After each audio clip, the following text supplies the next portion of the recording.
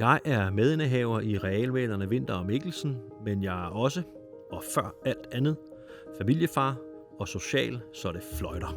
Jeg bor sammen med min kone Anne på 14 år i Venningdal, hvor vores 3 børn er vokset op med venner og fodbold og håndbold og gymnastik. Og selvom de har skulle trækkes med både Anne som håndboldtræner og mig som gymnastiktræner, så har de alle 3 holdt godt fast i de fællesskaber, som sporten har givet dem. Jeg elsker at have mennesker omkring mig.